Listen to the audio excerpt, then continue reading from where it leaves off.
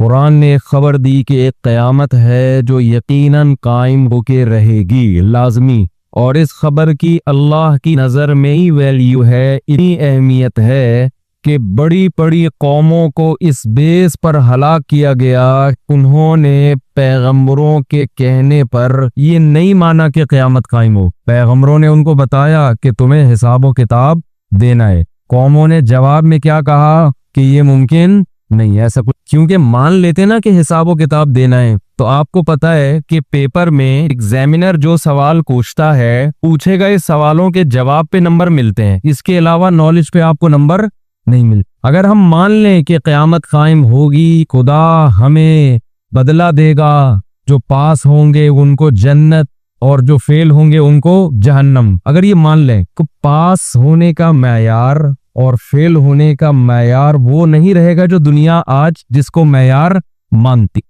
समझ रहे? Passing marks के लिए उन सवालात को हल करना पड़ेगा जो खुदा ने कायम की, उन मैयारात पे पूरा उतरना पड़ेगा जो अल्लाह में मैयार बनाए, क्योंकि इम्तिहान अल्लाह ले रहा है, बदला कौन देगा? अल्लाह देगा। और अल्लाह के मैयार कामयाबी के लिए और नाकामी के लिए वो अलग है। पब्लिक के मैयार, यूनाइटेड नेशन के मैयार, यूएसए के मैयार, यूरोप के मैयार, इंडिया के, पाकिस्तान के, ये सारे क्या हैं? अलग। हत्ता के घरों में कामयाबी या अच्छा इंसान बनने के लिए बीवी के मैयार अलग, शौहर के अलग, सास के अलग, बेटे के अलग, बहू के अलग, पड़ोसियों के अलग, दोस्तों के अलग, कराची वालों के अलग, पंजाब वालों के अलग, केपीके के अलग, और बलूचिस्तान के अलग, दुबई के अलग, अबू धाबी के अलग, अमेरिका के अलग, सऊदिया के अलग। सिस्टम नहीं है भाई, हर एक के अलग मैयार आता है। मुल्की सतह पर अगर हम देखें, आप अफगानिस्तान वालों की तारीफ करें, तालिबान की, अमेरिका की नजर में आप 2 टके के आदमी बोलो नहीं रहे।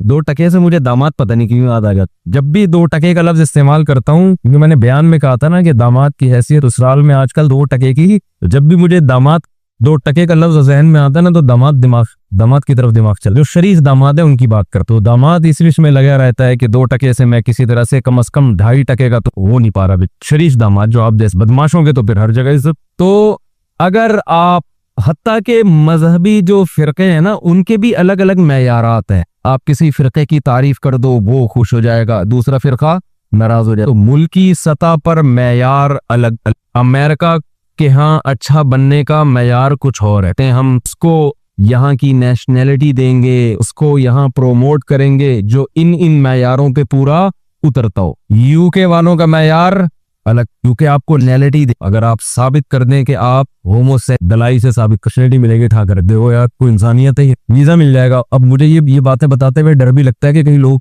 वीजे की लालच में क्यों ना कर दे। अच्छा, और हर एक का अलग अलग है ना, क्योंकि हर एक ने अपना हिसाब से आपको नवाजना है। मस्जिद में इमाम साहब जो नालायक किस्म के इमाम होते हैं उनकी बात करना, सब आप दाढ़ी रख लें, उनको आप नमाजी बन जाए, नहीं आप नमाज ना पढ़े, दाढ़ी न रखें, मस्जिद में चंदा देने, नेक आदमी इसकी बात नहीं कर रहा भाई, अच्छे बुरे हर जगह होते हैं, ऐसा ना हो कि इमाम से गुमान हो जाए। चंदा देने वाला हर आदमी को अच्छा लग रहा होता है। अगर मैंने जन्नत बनाई होती, तो पेपर मैं आउट करता ना, तो मेरा सबसे पहला सवाल होता, आपने 4 की है कि अगर मैं, तो इंफिरादी सतह पे भी हर आदमी अलग अलग चीजों से, तिमाही सतह पे देखो, कराची में अगर मुस्लिम लीग ने ये काम किए होते जो पंजाब में किए, पंजाब में करें, कराची वालों को क्या भाई, पंजाब में है ना, हमें थोड़ी कोई फायदा हुआ। तो भाई वजीर आजम साहब बहुत अच्छे हैं, लेकिन हमारे लिए, हमारी नजर में अच्छे, ये काम कराची में होंगे तो पंजाब वालों में ना हो तो वो नहीं अच्छा मानेंगे। तो जन्नत अगर कामयाब, जन्नत से मेरी मुराद है कामयाबी,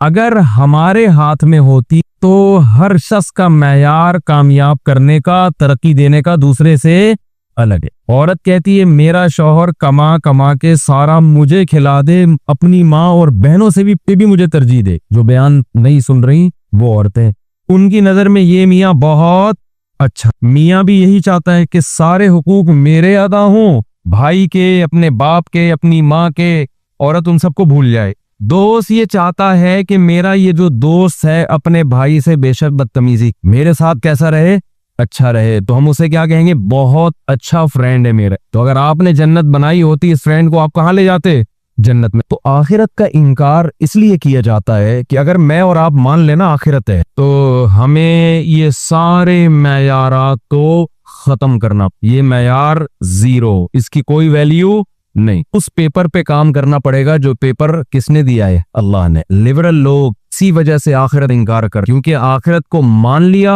उस साथ में इस्लाम को मानना पड़ेगा। भाई आखिरत में कामयाबी का तरीका क्या है, वो तरीका इस्लाम के अलावा दुनिया में कोई भी नहीं, किसी के पास पेपर ही नहीं है। यानी इसकी मिसाल ऐसे है, आप एग्जाम हॉल में गए, फॉर एग्जाम्पल बीए का पेपर है, आपका पेपर आगे अभी एग्जामिनर ने पेपर दिया, एक तालिब इल्म आपके कान में आता है ये वाला असल नहीं है, ये असल पेपर नहीं है, इसे पास करके नंबर नहीं मिलेंगे। आप डर के बैठ गए, पेपर अभी ईयर में आएगा, थोड़ी देर में और कोई पेपर आ नहीं रहा, आप इंतजार करो यार अब पेपर आएगा, पर आएगा, अब पेपर आएगा, 1 घंटा गुजर जाएगा। आपके पास कितने घंटे हैं? हमारे जमाने में भर्रे के लिए 3 घंटे काफी, और इसमें भी अगर आदमी छाप ना सके तो इसका मतलब ये 3 घंटे जो गवर्नमेंट ने दिए है ना, ये ताकि आप तबीयत से छाप सके। ये रिसर्च है, 3 घंटे में आदमी छाप सकते हैं। कराची में तो यही सिस्टम है, बाहर का मुझे नहीं पता। तो अब पेपर ही आउट नहीं, पेपर दूसरा कोई आ ही नहीं रहा, तो 1 घंटा आप ज्यादा ज्यादा वेट कर, उसके बाद वो तू मरवाएगा, तो क्या करेगा?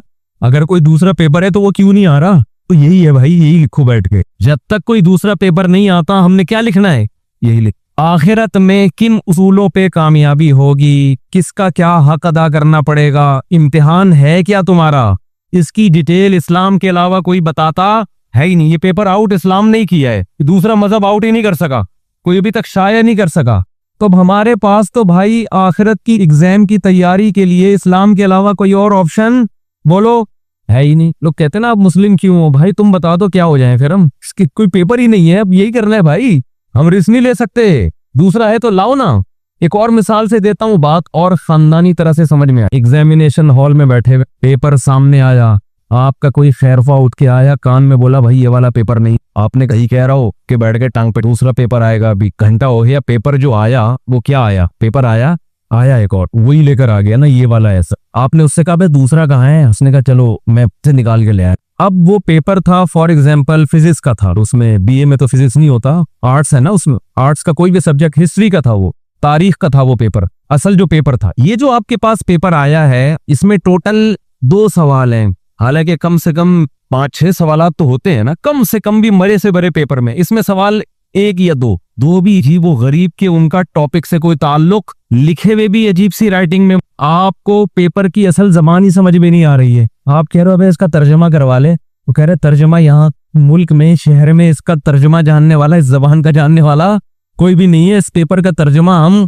फला यूनिवर्सिटी में, इस इतनी कदीम जबान का वो पेपर है कि वो जबान अभी मौजूद है ही नहीं। वो खैर तो मैं भी फोन करता हूँ, वो सुना है ऑक्सफोर्ड यूनिवर्सिटी में कोई इसके स्कॉलर मौजूद है जो ये जबान समझते हैं, उनसे मैं ट्रांसलेशन करवाता हूँ। तो माथा ठनकेगा नहीं कि नहीं ठनकेगा भाई, एक किस्म का पेपर है भाई, जो जबान में ऐसी है, जो जबानें दुनिया से क्या हो गई, खत्म, और उसके माहिरीन चीदा चीदा कहीं 2-4 जगह पाए जाते हैं। तो आप बोलोगे ना यार ये एग्जामिनर बावला हो गया है, पागल हो गया, किस जबान में बना के ले आया, क्या ख्याल है, गलत तो नहीं कह रहा भाई? अबे कोई एग्जामिनर जो इम्तिहान लेने वाला खोपड़ी रखता है कि नहीं रखता, वरना इम्तिहान क्यों ले रहा है आपका? इतनी सेंस तो होनी चाहिए, जिस जबान को दुनिया में कोई समझ ही नहीं रहा है सिवाय 4-6 लोगों के, उस जबान में पेपर बना के दे दिया।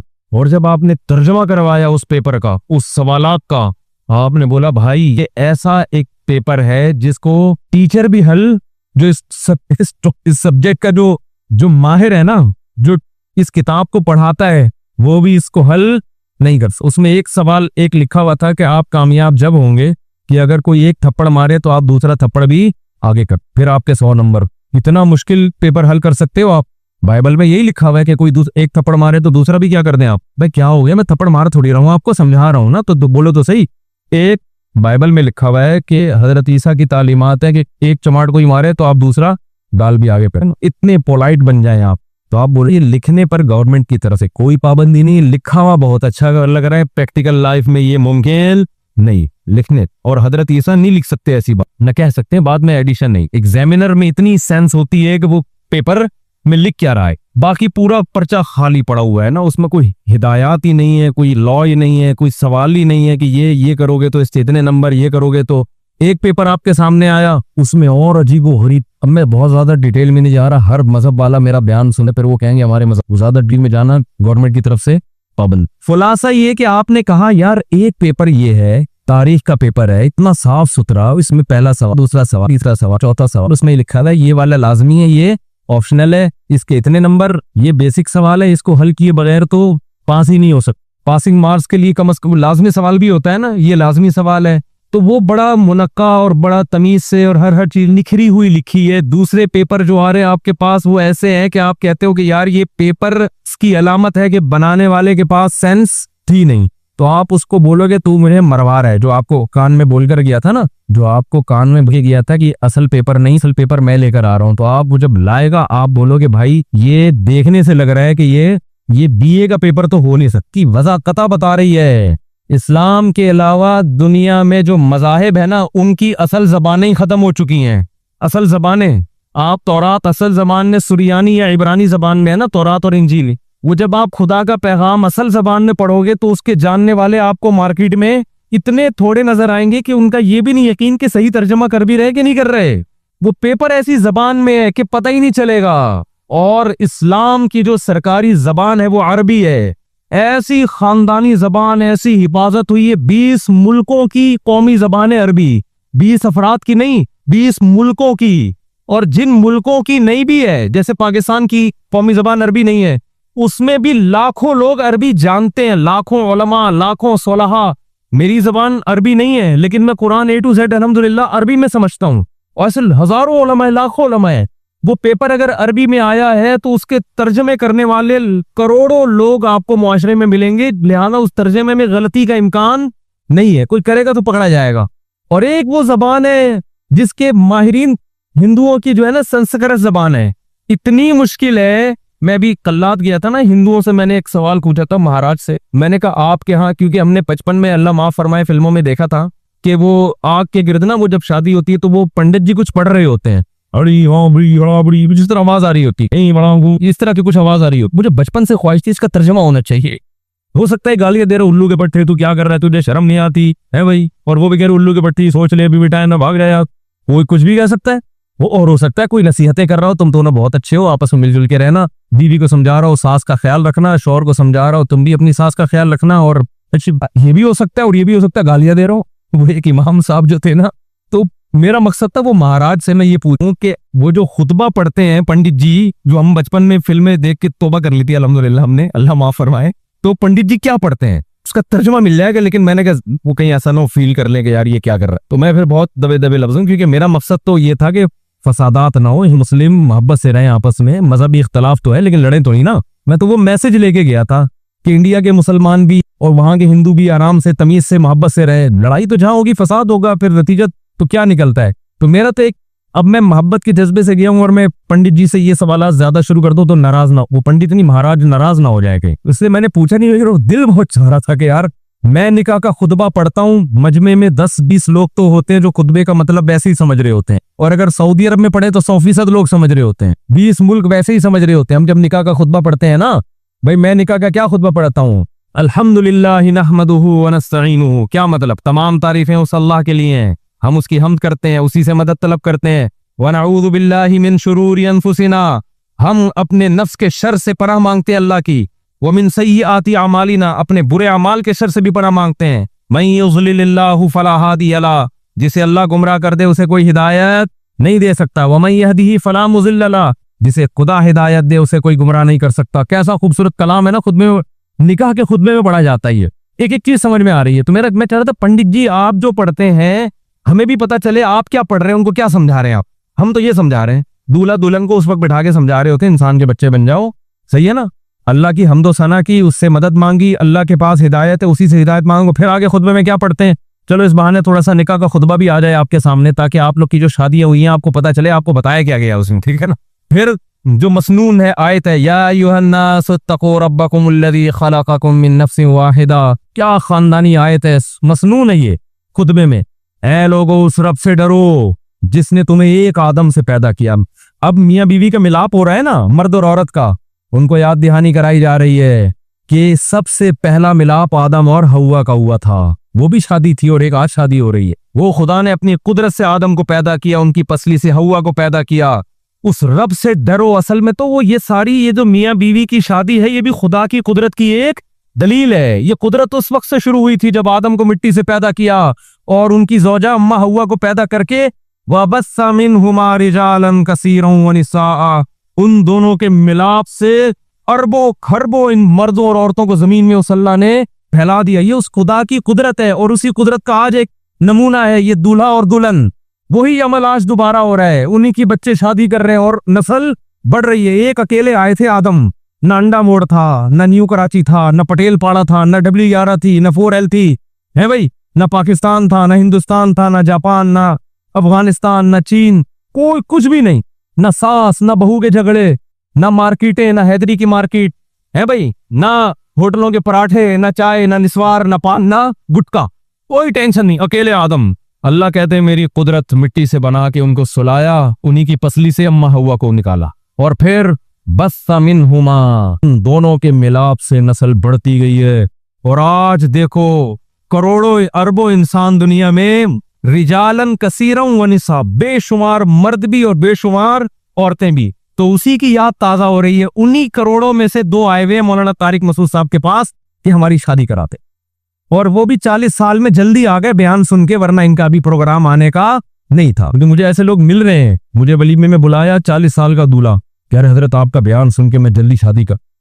ये हुआ सच्ची मुच्ची का वाकया है, मुट्ठी का नहीं। बहुत ज्यादा जल्दी हो गई, बहुत ज्यादा जल्दी, थोड़ा लेट हो गया, इतनी स्पीड तो मैंने नहीं कहा था। तो मार्केट में ये चल रहा है, बस मिनहुमा रिजालन कसीरन व निसाआ, अल्लाह कहते हैं बहुत सारे मर्दों और औरतों को मैंने फैला दिए। हमारे हजरत मुफ्ती रशीद अहमद साहब रहमहुल्लाह ताला फरमाया करते थे कि हजरत मुफ्ती मोहम्मद शफी साहब रहमहुल्लाह, जो हजरत मुकी उस्मानी साहब के उस्ताद हैं, वो फरमाते थे कि जब शादी हो ये सोचना चाहिए कि एक दिन हमारे बाप दादा की भी शादी हुई, जवान थे उस वक्त, बुढ़ा बुढ़ी बेचारे बैठे हुए हैं ना घर में, दादी उधर बैठी हुई हैं, वो तस्बीह पढ़ रही हैं, मुसल्ले पे बैठी हुई हैं, थोड़ी थोड़ी हिबतें भी कर रही हैं, दादियां करती हैं, तो अफारे हुए ना हर काम से, क्या करें भाई। हमारी दादी अल्लाह माफ फरमाए मफरत फरमाए बड़ी इबादत गुजार थी, लेकिन कलबत करनी होती थी ना आवाज आज तक मेरी वालदा को बुला के ना, तो मैं हैरान होता, वहाँ आवाज जा नहीं रही है, अपनी आवाज की इतनी हल्की कर। तो ये खवातीन में होता है, चीज नहीं है गीबत, लेकिन ये हर खातून में होती है थोड़ी बहुत कुछ ना कुछ। तो मैं सोचता था कि दादी को गुनाह मिलेगा पड़ोसियों की गीबत करनी है, मैं पड़ोसियों को जाता तो वो दादी की कर रही होगी, इनका सब प्लस माइनस होके, कोई तौबा इस्तिगफार की जरूरत नहीं कि वैसी प्लस माइनस होके।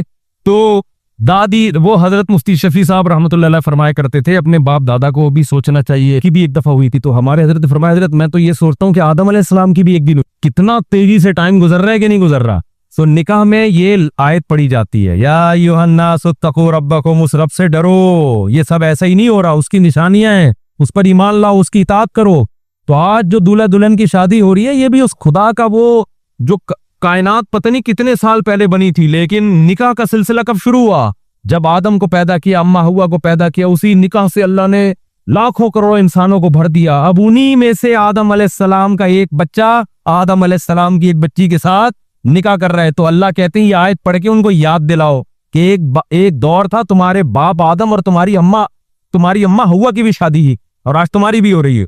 तो उस रब से क्या करो, डरो। कितनी खूबसूरत आयत है ऐसे मौके पे। फिर आगे क्या फरमाया, वत्तकुल्लाह अल्लज़ी तसाअलूना बिही वल अरहाम, उस रब से डरो जिसका वास्ता दे के तुम एक दूसरे से हुकूक लेते हो, और अरहाम और रिश्तेदारी का भी वास्ता देते हो। यानी अल्लाह ने एक और इनाम गिनवा दिया अपना, कि उस रब से डरो कि जब तुम्हें कोई जरूरत पड़ती है ना अपना हक लेने की, तो वास्ता किसका देते? आप पैसे लेके खा जाएं कोई वास्ता नहीं, दूसरा खा जाए तो आप कहते हैं अल्लाह से डर, क्योंकि आपको पता है ना पुलिस मेरे काम आएगी, ना केस कर सकता हूँ, मोहल्ले का दादा है, तो आखिर में एंड में आपके पास अल्लाह रह जाता है डराने किसी की। तो अल्लाह कहते हैं कि जब अपना हक लेने के लिए अल्लाह का हवाला देते हो, तो मेरी इताअत करने में भी तो उस अल्लाह को याद किया करो। और आगे क्या फरमाया, वल अरहाम, इधर तवज्जो भाई, ये दरमियान में ना खड़े हुआ करें बिल्कुल। वल अरहाम, और रिश्तेदारी का भी वास्ता देते हो जो इस निकाह के नतीजे में वजूद में आई।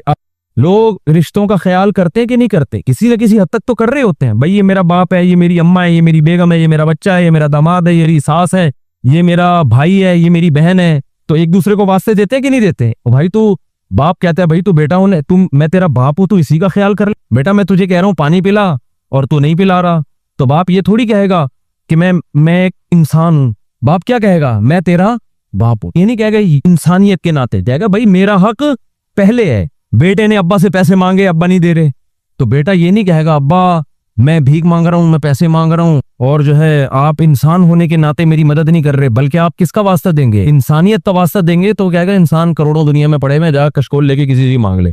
आप कहेंगे आप मेरे फादर हैं, इतना तो हक बनता है कि गुटके के पैसे तो तू अब्बा है। ठीक है मैं बेरोजगार हूँ, खाना नहीं दे रहे, पान गुटका तो दो ना, इतने पैसे तो दो। आज किसी ने अब्बा का एक अजीब वाक्य सुनाया अपने अब्बा का। बच्चा चरसी था, ये मेरे भांजे ने सुना, अभी रिकॉर्डिंग कर रहा। इनके मोहल्ले में एक बच्चा चरसी, इधर उधर बैठ के चरस पीता, अब्बा से भी पिटता, पुलिस भी उठा के ले जाती थाने में हर थोड़े दिन। अब जाहिर है अब्बा तो अब्बा है ना, वो थाने से छुड़वा के लाते। अब्बा को इसकी चरस से बड़ी नफरत, कूट कूट के थक गए इसको, पीट पीट के, पीटे भी और थाने से छुड़ा के भी लाए। तो मुझे बता रहा था उसके अब्बा ने उसको ऊपर कमरा बना के जिसमें चरस ला के रख दी, यहीं बैठ के पी लिया कर, छोड़ तो तू रहा नहीं है, कम से कम पुलिस से तो बचेगा ना। इधर उधर बैठ के पी रहा होता है, हर थोड़े दिन में जेल में गया हुआ था, मैं छुड़वा के ला रहा था। अब्बा ने उसके लिए क्या कर दिया, अलग रूम बना दिया, पीनी हो यहाँ बैठ के पी ली, बाहर नहीं जाएगा, पकड़ा जाएगा, मेरे लिए डबल टेंशन, एक चर्च की टेंशन अलग है, थाने की टेंशन। अब देखो अब्बा के अलावा कोई ये काम कर सकता है? कोई और होता बोलता अच्छा है पकड़ा जाए, जा दफा हो जेल में, हम तो चाह रहे हैं तू जा। अब्बा को पता है भाई बेटा है ना मेरा, चर्सी है तो गलत है, लेकिन ये तो नहीं कि मैं अपने चर्सी बेटे को जेल में छोड़ दूं, छुड़वाना तो है भाई हमने। तो अब्बा ने क्या किया, ऊपर कमरा बनाया, बोला यहाँ बैठ के सुट्टा लगा ली, एक टेंशन तो खत्म हो ना।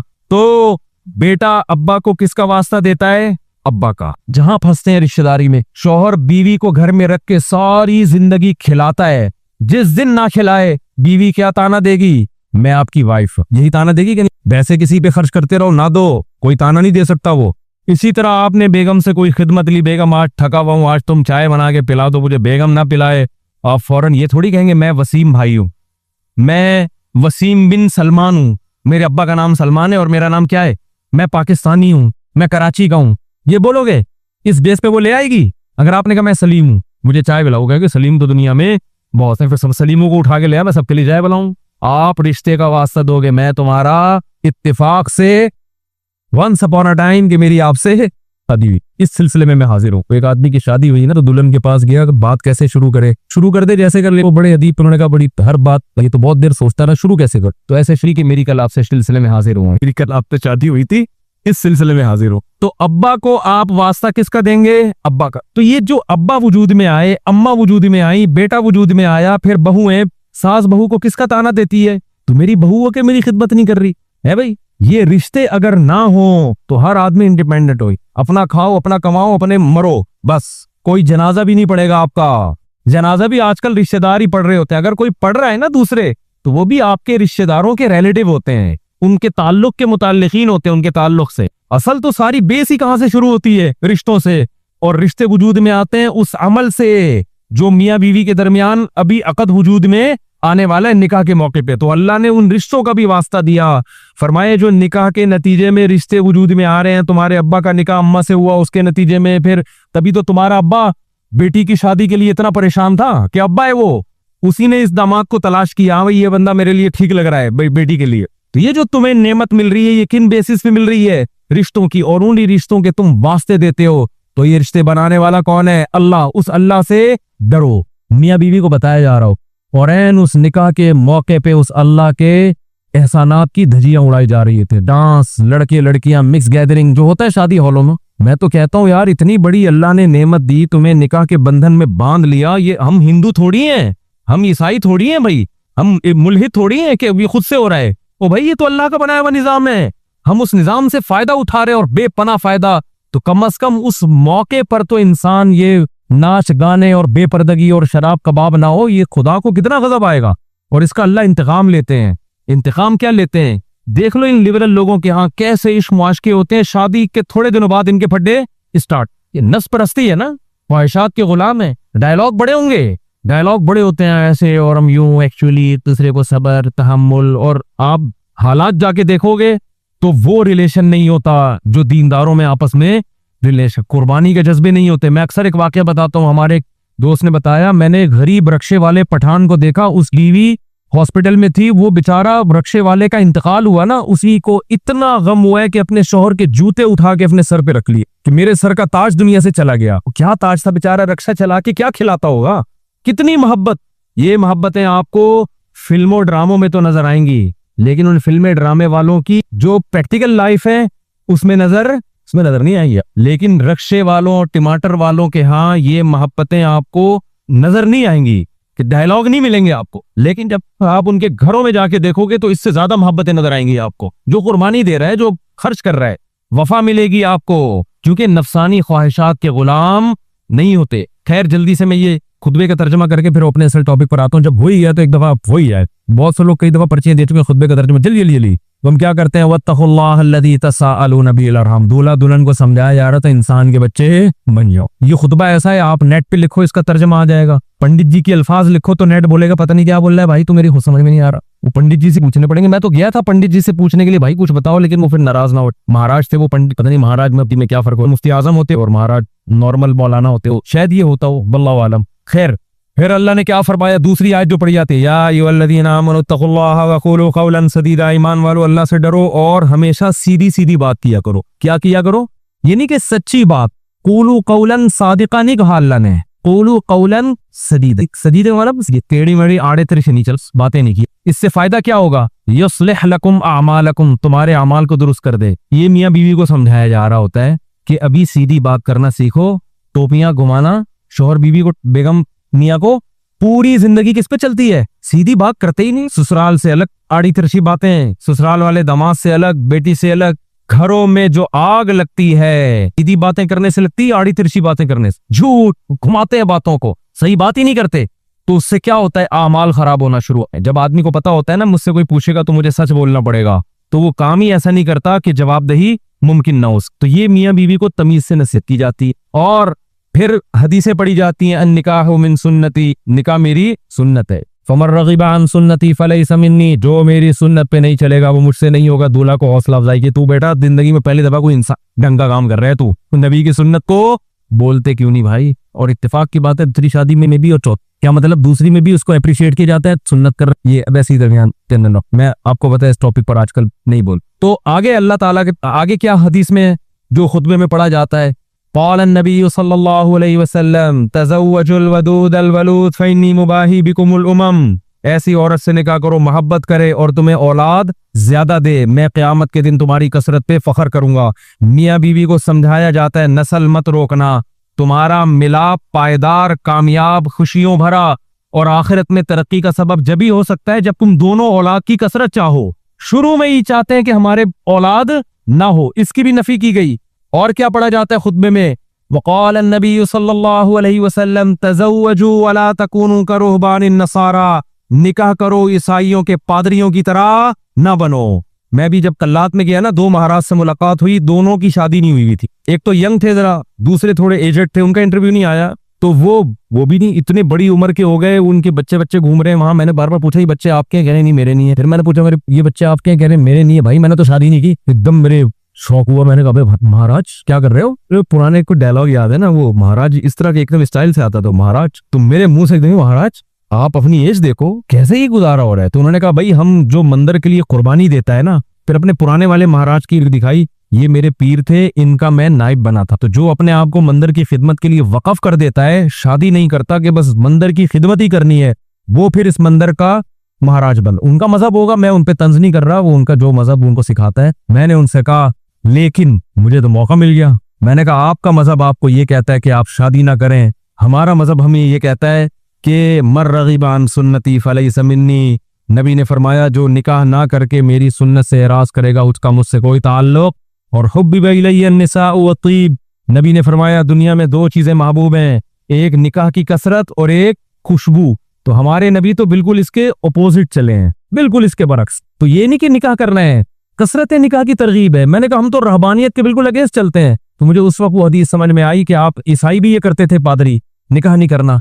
तो हमारे नबी ने फरमाया तुमने इनको फॉलो नहीं करना, ना ना हम तो कसरत से। तो मुझे लग रहा था वहां बैठकर कि ये जो महाराज हैं वो महाराज के चेहरे पर ना अफसुर्दगी के आसार थे। ये पहले वाले जो महाराज जिनका इंटरव्यू आया ये तो फिर भी यंग थे, थोड़े से अच्छे सही। दूसरे वाले महाराज अफसुर, घुटनों में भी प्रॉब्लम, कुछ मसाइल भी थे, बीमारियों। तो मैं महाराज से रिक्वेस्ट करने वाला था कि कर लें शादी, ये मसाइल आपके नेचुरल लाइफ का कोई ऑल्टरनेट नहीं है, मंदिर की खिदमत शादी करके भी हो सकती है। अब शादी की होती है, ये बच्चे आपके होते हैं, यानी इसी जैसे उनको लगा देते मंदिर की खिदमत पे। अगर आपका ये नजरिया है, मैं तरगीब नहीं दे रहा हूं उनको, क्या ख्याल है? जैसे हमारे बेटे हैं तो मेरी ख्वाहिश है कि यार वो बेटे आलिम बने, अल्लाह ख्वाहिश को पूरा करे। महाराज मैं जो बातें आपसे कर रहा हूं आप तन्हाई में बैठ के उन बातों पे गौर कर। अब अल्लाह करे अब तक कर रहे हो गौर, चक्कर में तो डाल दिया हमने, महाराज को हमने चक्कर में डाल दिए। महाराज जब बैठ रहा होगा, यार बात तो सही की, खबर दे जिंदगी भी बर्बाद कर दी। फिर मैंने महाराज से भी कहा, मैंने कहा ये भी देख लेना कि आखिरत में इस शादी ना करने का कोई सवाब भी मिलेगा, ऐसा ना हो कि ना यहाँ के रहे ना वहां के। कुरान कहता है अल्लज़ीना ज़ल्ल सअयुहुम फिल हयाति दुनिया वहुम यहसबूना अन्नहुम युहसिनूना सुनआ। कुरान के अल्फाज है। भाई हिंदू ये ना समझे कि मैं तो इस्लाम की बात करूंगा ना, आपका मजहब अगर ये कहता है तो ठीक है भाई, आप उसको फॉलो करें, आपको नहीं समझ में आ रहा तो हम क्या कह सकते हैं। लेकिन हमारा जो मजहब है वो हमें क्या कह रहा है, वो ये कह रहा है कि अल्लज़ीना ज़ल्ल सअयुहुम फिल हयाति दुनिया, कुछ लोग दुनिया में ऐसे हैं कि जिनकी कोशिशें बर्बाद हो जाएंगी दुनिया में, हालांकि वो ये समझ रहे हैं कि वो बहुत अच्छा काम कर रहे हैं। देखो एक आदमी गलत काम कर रहा होता है, गलत को गलत समझ के, उसको पता है भाई चरस पीने का आखिरत में कोई सवाब मिलेगा, और चरसी को उम्मीद भी नहीं होती। वो कह रहा है यार मुझे पता है आखिरत में बर्बादी है, लेकिन अब मजे उड़ा लूं थोड़ी देर के। हीरोइनची को पता है आखिरत में बर्बादी है मगर मजे उड़ा लो, जानी को पता है आखिरत में बर्बादी है मगर मजे उड़ा लो। लेकिन कुछ लोग ऐसे होते हैं जो बड़ी मेहनत कर रहे होते हैं, अपनी हलाल ख्वाहिशात को भी कुर्बान कर रहे होते हैं, और वो समझ रहे होते हैं आखिरत में मिल जाएगा बदला। अल्लाह कहते हैं ना दुनिया में मिलेगा और ना आखिरत, क्योंकि पेपर जो अल्लाह ने बनाया है ना उसको फोकस करना है आपने। पेपर फिजिक्स का है और आप रियाजी के मुश्किल तरीन सवालात लेके बैठ गए, और जो फिजिक्स का आसान सवाल था उसका आप उसको हल नहीं कर रहे। केमिस्ट्री का आसान सवाल था, पानी का फॉर्मूला क्या है, हाइड्रोजन डाइऑक्साइड है ना, ये बहुत आसान था, आप कह रहे तो बहुत आसान है यार, ये नहीं हल करता मुझे असल में एक फिजिक्स का एक बड़ी पेचीदा इक्वेशन है, उसको मैं हल कर सकता हूँ। उसको बैठ के आपने हल करना शुरू कर दिया। अक्लमंद कहेगा भाई तेरे से पूछा गया है, उसको तू फोकस कर, जो सवाल पूछा नहीं जा रहा उसका जवाब क्यों दे रहा है।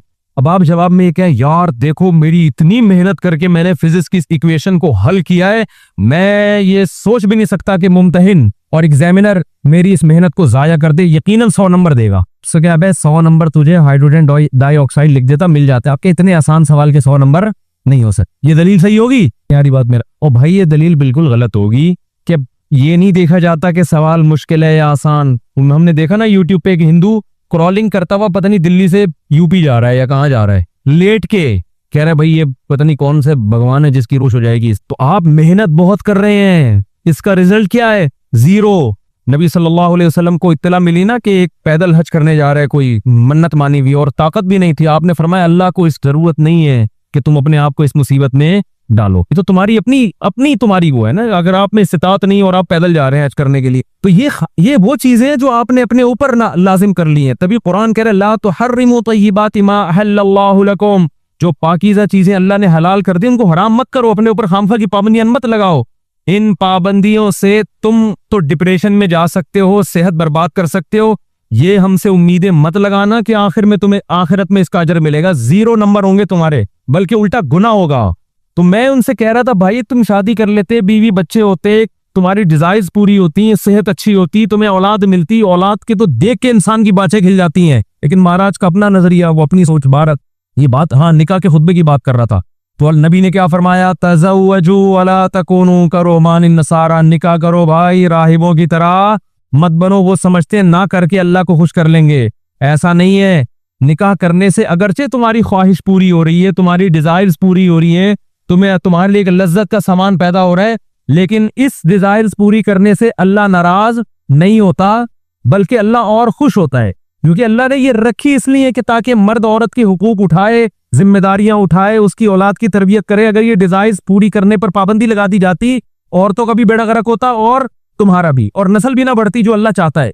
तो अब असल जो मैं टॉपिक की तरफ आता हूँ, कितना अच्छा खुतबा है ना, ये दूल्हा दुल्हन को समझाया जा रहा है। वो तो अलग बात है, दूल्हा दुल्हन खुतबा सुना और पतली गली से निकलनी, पूछते ही नहीं कि मुफ्ती साहब कुछ तर्जमा करा दो, क्या कहा था नसीहतें, वो तो उनका अपना हेडेक है ना, ये अल्लाह का कसूर नहीं है, पूछते ही नहीं, बस आ जाते। नादरा से रजिस्टर्ड हो गया, नादरा से मुफ्ती साहब आपने कहा था 1 हफ्ते के अंदर सर्टिफिकेट मिल जाएगा, वो वलीद से राब्ता नहीं रहा है, 1.5 हफ्ता हो गया अभी तक। इसकी फिक्र होती है बीवी मेरे नाम हो जाए, मैं उनसे कहता हूँ देखो बीवी तुम्हारी हो गई है, नंबर प्लेट इशू हो जाएगी, तो वो उनको फिक्र होती है, डॉक्यूमेंट्स नहीं बने। मैंने कहा भाई अभी तुम्हारे नाम रजिस्टर्ड भी हो जाएगी, फिलहाल बीवी के माथे पे लगाओ अप्लाइड फॉर रजिस्टर, यानी ये बुक हो चुकी है, अब इससे कोई और शादी की कोशिश ये लिख दो। अगर बहुत ज्यादा आपको खतरा है ना, भागना जाए, कहीं नहीं भागेगी इंशाल्लाह, और अगर सलूक अच्छा नहीं है तो रजिस्टर होने के बाद भी भाग जाए, होता है ऐसा। तो वो नादरे के कागज लेके घूमते रहोगे। जैसे मैं अब तक वो ठप्पे लेके, सब्जी वाला जो पैसे लेके भागा है ना, उस अंगूठे लेके 6 साल तक घूमता रहा मैं। अंगूठा अभी भी रखा है मैंने, फाड़ के फेंक। अंगूठे पे तो केस हो नहीं सकता। दिल तो चाह रहा तो उस अंगूठे को पकड़ के लगाऊं मैं, तो ये कागजात धरे के धरे रह जाते हैं। तो पेपर ऐसी चीज में है। तो पंडित जी जो खुतबा पढ़ते हैं, मैं कोशिश में हूं कि संस्कृत जबान, ये लफ्ज क्या है, संस्कृत जबान है ना, इसका तर्जमा कहीं से मिले समझ में। फिर मैं बर्मा गया, वहां अजान, जो बुद्धिस्ट है उनकी अजान हो रही थी, पैगाम। वो अजान पूरे शहर में किसी के समझ में नहीं आती, इसका मफहूम क्या। जबानें ऐसी है जिनमें पेपर आउट हो रहे हैं ना, वो जबानें खत्म। वो फजर की उनकी अजान होती थी, फजर से पहले वो क्या बुद्धिस्ट जबान में ऊपर के चल रहा होता, तो क्या हो रहा है भाई, ये क्या मतलब है। उससे पूछा, कह रहे हैं ये इनका जो, इसका जो बड़ा है ना, उसके अलावा किसी को समझ में नहीं। किसी बड़े से मिलते हैं, तो मैंने वो जो मेरे इब्राहिम साहब है, बड़े अच्छे इन्विटेशन पे बर्मा गया मैं, तो मैंने कहा आप तो यहीं के होंगे, मसाइल न खड़े तो बहुत सारे हैं पल्ली डाल दें। तो मैंने इब्राहिम भाई से कहा, मैंने कहा मुझे तुम अजान दे रहे हैं ना फजर में, चलो चलते हैं। उनकी जो भी अजान है उसको पकड़ते हैं जाते, उससे मैं पूछता हूँ तो क्या बोल रहा है। उन्होंने कहा वो टेप रिकॉर्ड रखा, रिकॉर्डिंग चलती है। बंदा थोड़ी देर में हमारी अजान की आवाज आई, अल्लाहु अकबर अल्लाहु अकबर। क्या जबरदस्त, पूरी दुनिया में सबकी समझ में आ रहा है इसका मतलब क्या है। अल्लाह सबसे बड़ा है, अल्लाह सबसे बड़ा है। फिर अल्लाहु अकबर, अल्लाह को इसमें इतना मजा आता है, अल्लाह कहता है दोबारा क्या है, अभी समझ में नहीं आया इनके। अल्लाहु अकबर, अशहदु अल्ला इलाहा इल्ला। ये जो हिंदुओं के मंदिरों में भगवान रखे हुए हैं, ये माबूद नहीं है, ये तो हाथों से तराशे हुए हैं। ईसाई हजरत ईसा को इलाह कहते हैं। ना, ईसा तो खाते भी थे और पीते भी थे, मरियम के पेट से पैदा हुए हैं, खुदा पैदा नहीं हो सकता। और पता नहीं किसी ने सूरज को बनाया हुआ, सूरज की परस्तिश, कोई आग की परस्तिश। ला तस्जुदू लिश्शम्सी वला लिलकमर, कैसा तलवार चली है कुरान की शिर्क के खिलाफ। ना सूरज को सजदा करो उसके हुस्न को देख के, हाँ हम मानते हैं बड़ा हसीन है। चांद को देख के उसको सजदा मत करो, हम मानते हैं बड़ा हसीन है। अल्लाह जब इतना हसीन है तो सजदा क्यों ना करें। फरमाया वस्जुदू लिल्लाहिल्लज़ी खलक़हुन्ना, उसको करो जिसने इस हसीन को पैदा किया, वो इससे ज्यादा हसीन है। ये खुद थोड़ी बने, इनको तो बनाया है किसी ने। कैसी आयतें 8 करोड़ों लोगों को समझ में आ रही है, इनका मतलब भी इनका मफहूम भी। अशहदु अल्ला इलाहा इल्लल्लाह, मैं गवाही देता हूँ उस खुदा के अल्लाह के सिवा कोई माबूद नहीं है। अशहदु अन्ना मुहम्मदर रसूलुल्लाह, मैं गवाही देता हूँ कि मोहम्मद खुदा नहीं है, उसके भेजे हुए पैगंबर हैं, उसके सफीर हैं, मैं गवाही देता हूं। और ये अजान आज खुद गवाही दे रही है कि वाकई वो सच्चे पैगंबर थे, कि जो दावत देकर गए हैं 1400 साल के बाद भी एक हर्फ की तब्दीली के बगैर, वो अनाउंसमेंट उसी तरह हो रही है जिस तरह बिलाल हबशी को नबी सल्लल्लाहु अलैहि वसल्लम ने अजान सिखाई थी। बिल्कुल A to Z उसी तरह अजान दी जा रही है। और जैसे 1400 साल पहले हजरत बिलाल जब अशहदु अल्ला इलाहा इल्लल्लाह कहा करते थे तो पब्लिक को मतलब समझ में आता था, 1400 साल गुजर गए, आज इन अल्फाज का मतलब बेआईनी ही उसी तरह समझ में आ रहा है जिस तरह पहले, बल्कि पहले समझने वाले लाखों थे, आज समझने वाले करोड़ों हैं। फिर हय्या अलस सलाह, आओ नमाज की तरफ, हय्या अलल फलाह, आओ कामयाबी की तरफ। कैसा खूबसूरत कलाम है यार। और रिकॉर्डिंग नहीं चल रही, मुअज्जिन सुबह सुबह जागता है, वुजू करता है, किबले की तरफ रुख करता है, फिर उस दावत के नतीजे में जो इबादत की जाती है, कैसी खूबसूरत इबादत। आप चर्चों में जाके देखो, डेस्क नजर आएंगे, खूबसूरती नजर आएगी, फानूस नजर आएंगे, पादरी का बड़ा खूबसूरत लिबास नजर आएगा, घंटियां नजर आएंगी, गीत नजर आएंगे। वो रूहानियत नहीं मिलेगी जो आपको मस्जिद में इमाम, मैं इन्हीं सिविल कपड़ों में हर जगह जाता हूँ, फजर भी इसी में, जोहर भी इसी में, असर भी इसी में, मगरिब भी इसी में, ईशा भी इसी में, शादी भी एक दफा शादी हुई थी वो भी इसी में, फिर एक दफा शादी हुई वो भी। एक दफा मुझे किसी ने कहा कि मैं आपके ससुर को दावत में बुलाना चाहता हूँ। मैंने कहा कौन से वाले, वो हमारे रिलेटिव। उन्होंने कहा यार तुम्हारे साथ ये मसला है, किसी को भी ले आओ। तो ये तो ऐसी दरमियान में असल मौजू ये नहीं है। तो उनके लिबास देखो, हमारे मजहबी रहनुमाओं के लिबास वही है जो आवाम के लिबास है, कोई अलग से लिबास। भाई ये पगड़ी तो तबलीग वाले भी पहनते हैं, ये कुर्ते शलवार तो हमारे यहाँ कली वाला, ये तो कली वाला कुर्ता मैंने लोगों से ही सीखा है। फिर उलमा को देखा सब पहनते हैं तो और मोहब्बत पैदा हो गई। तो वही सादा, वही सब कुछ। मस्जिद में आओ, मुसल्ले पे इमाम खड़ा हो जाएगा, पीछे लोग, कोई गीत नहीं, कोई म्यूजिक नहीं, मस्जिद में कोई तस्वीरें नहीं होती। बावजू होके मिसवाक करके सुबह सुबह, कैसा नूरानियत का टाइम है। इमाम क्या कहते हैं, अल्लाहु अकबर। ये जबान समझ में आती है लोगों को कि नहीं आती? करोड़ों लोगों को समझ में आया कि इमाम ने क्या अल्फाज कहे हैं। फिर अल्हम्दुलिल्लाहि रब्बिल आलमीन, हरम की तरावी सुनो, तमाम तारीफें उस अल्लाह के लिए जो तमाम जहानों का पालने वाला। 5 लाख का मजमा पीछे शेख सुदेस के पीछे हाथ बांध के खड़ा हुआ होता है। 5 लाख तो ये हैं और 5 करोड़ अपने अपने घरों में टीवी में देख रहे हैं, उनको भी समझ में आ रहा है क्या कह रहे हैं ये। जिंदा जबान, तो ये ऐसा पेपर है जिसका एक एक लफ्ज समझ में आ रहा है। अगर आपको नहीं आ रहा तो आप सैकड़ों लोगों से पूछ सकते हो, मैच कर सकते हो। समझ में आ रही है बात? तो ये पेपर है जो अनाउंस हुआ है। इसके अलावा जो पेपर अनाउंस हुए हैं आखिरत में तैयारी के लिए, उनकी जबानें ऐसी हैं कि पंडित जी से पूछते हुए डर लग रहा होता है कि थप्पड़ ना मार दी कहीं कि क्या पूछ रहे हैं मुझसे। तो पंडित जी तो खुतबा पढ़ रहे थे ना बड़े जबरदस्त, उन्होंने तो मुझे नहीं समझ में आता भाई तुम क्या कर रहे हो, इनको पैसे कम दे रहे हैं तुम्हें, इस पे गुस्सा दिला रहे हो यार, पूरी फीस देना भाई। वो पे मैं लतीफा सुना रहा था एक चुटकुला। एक गांव देहात में ना लोगों को कुरान बिल्कुल नहीं आता था, बिल्कुल फारिश थे। गांव देहात वालों के जहां तालीम नहीं भी है ना तो वहां शौक बहुत होता है उनको, कोई भी अरबी सिखा दे, कुरान पढ़ ले, तरावी पढ़ा दे। तरावियों में गांव देहात में इमाम को बड़े दूध जलेबी खाने को। तो अब एक लालची आदमी पहुंच गया, उसको कुरान आता नहीं था। उसने कहा इनको कौन सा आता है, तो तरावी पढ़ा लो, पैसे वैसे मिल जाएंगे, खाना पीना। तो वो खड़ा हो गया और उसने अरबी की गर्दानें याद की, ज़रबा यज़रिबु ज़रबन, अरबी ग्रामर की ना कुछ गर्दानें याद। तो नमाज में शुरू कर दी, ज़रबा ज़रबा ज़रबु ज़रबता ज़रबन ज़रबता ज़रबतुम ज़रबतुम ज़रबती ज़रबतुम ज़रबतुम नज़रबतु ज़रबना यज़दी यज़रिबान यज़रिबु नतज़िबु तज़िबान यज़रिबु नतज़िबु तज़िबान तज़िबु नतज़िबिन तज़िबान तज़िबान। ये मैं गर्दानें सुना रहा हूँ। अज़रिबु नज़रिबु ज़रबा यज़रिबु ज़रबन फवज़ारिबु यज़रिबु ज़रबन फ़ज़ाका मज़रूब लम यज़रिब लम यज़रिब ला यज़रिब। हमने रट्टा लगा के याद की थी ना, ला यज़रिब ला यज़रिब ला यज़रिब ला यज़रिब अल-अम्रु बिल यज़रिब लितज़रिब यज़रिब यज़रिब वन्नही अन्हु ला तज़रिब ला तुज़रब ला यज़रिब ला यज़रिब अज़रफ़ु मिन मज़रिबुन मज़रिबानी मज़रिबैनी मज़ारिबु मज़रिबुन वल आलतु मिनहु मिज़रबतुन मिज़रबतानी मिज़रबतैनी मज़ारिबु मुज़रिबतुन। ये इस आला गुस्ता की है। फिर इसमें तफ़सील अज़रबु अज़रबानी अज़रबुन अज़रबीना अज़ारिबु उज़रिबुन, मुअन्नस की ज़ुरबा ज़ुरबयानी ज़ुरबयैनी ज़ुरबयातु ज़ुरबु ज़ुरैबा, और फिल ताजुब की माज़रबहु अज़रबिही वज़रुबा। ये जो गर्दाने हैं ना उनका मैंने 1% सुनाया है आपको। अगर मैं शुरू हो जाऊं ना 3 घंटे में गर्दाने खत्म होंगी। जो मदरसों में मेहनत कराई जाती है तलबा को अरबी ग्रामर के लिए, ऐसे रट्टे लगवाए जाते हैं, तो ये 1% सुनाई होगी, फिर 99% बाकी है। तो उसने क्या किया, गर्दाने पढ़ना, ज़रबा ज़रबा ज़रबु ज़रबा ज़रबा, बड़ा पक्का याद है कुरान, बड़ा पक्का याद है। एक इत्तेफाक से हाफिज आ गया पीछे, इसको नहीं पता था, पीछे एक हाफिज आ गया। हाफिज ने इसको लुकमा देना शुरू, तो ये हाफिज को कहता है उसको चुप हो जा, निस्फुल्ली व निस्फुल्लक, जब तरावी के बाद पैसे मिलेंगे आधे आधे कर लेंगे अरबी में, चुप करके पढ़ो। तो भाई जब किसी को जबान ही ना आए तो आप कुछ भी पढ़ लो। तो अब हम हिंदुओं से पूछते हैं भाई जो आप निकाह में खुतबा अपना पढ़ते हो थोड़ा सा तर्जुमा करके हमें बता दो, या हमें नहीं हिंदुओं को ही बता दो, ताकि हिंदू जब शादी करने के लिए आए उनको पता हो पंडित जी हमें क्या क्या वो ही जबान तो है, बहरहाल तर्जुमा भी होगा, वो गालियां वाली नहीं, तो मैं मजाक कर रहा हूँ। हिंदू पंडित जी कोई भी तो भाई माजरत, मेरी तो आदत है, मैं तो मुसलमान मौलानाओं पे भी फिट कर देता हूँ, हम तो उसकी आदत है मकसद। तो जिंदा जबान है 1400 साल पहले भी और 1400 साल के बाद, इतनी कदीम जबान कोई अब तक महफूज नहीं। हत्ता कि एक अंग्रेज ने ये बात लिखी है कि अगर कोई अपनी रिसर्च को हजारों साल के लिए महफूज रखना चाहता है, कि जैसे आज अगर मैं कोई किताब लिखूं तो 1000 साल के बाद भी ऐसे समझी जाए जैसे आज, तो ऐसे साइंटिस्ट के पास, ऐसे फिलोसोफर के पास, ऐसे स्कॉलर के पास अरबी जबान के अलावा कोई और ऑप्शन, बात आ रही है समझ। उसने कहा जो आज इंग्लिश है 100 साल के बाद चेंज। यही वजह कि आज से 150-200 साल पुरानी इंग्लिश की किताबें आज के अमेरिकन को, जो बच्चे हैं ना, उनको समझ में नहीं आती, और आज की इंग्लिश 200-250 साल के बाद नहीं आएगी। आज 100 साल पुरानी उर्दू उठा के लाओ, बहुत से लोगों को समझ में नहीं आएगी भाई क्या कह रहे हैं, भाई ये मिर्जा गालिब के कोई रिश्तेदार लग रहे हैं। आज से 100 साल के बाद उर्दू और ज्यादा चेंज हो चुकी होगी। अरबी में हम जो किताबें तलबा को पढ़ाते हैं 1200-1300 साल पुरानी शुरू होते हैं निसल, पुल ऐसे समझ में आता है 2 और 2 4 की। हत्ता के नबी सल्लल्लाहु अलैहि वसल्लम के वालिद अगर आज आ जाए जिंदा होके और वो गपशप करें, लोगों से कलाम करें, उनकी बात को समझने वाले हजारों नहीं, लाखों नहीं, करोड़ों लोग होंगे कि ये क्या कह रहे।